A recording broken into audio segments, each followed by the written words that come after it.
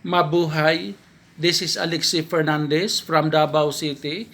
Maayong gabi sa inyong tanan. This is an update. Next week, 2 days ang legal holidays. April 9 ug April 10. So, since holidays, especially katong mga nagtrabaho sa mga offices, no work on that day. So, duha ka adlaw, makarest mo, makarest pog ko.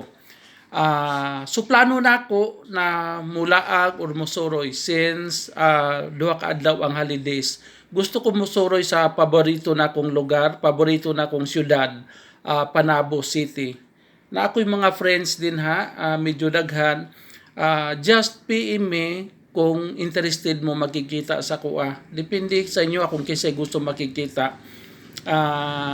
Plano na ko musuroy sa Panabo City. So, thank you everyone. Continue to follow me, continue to likes and to share my video clips.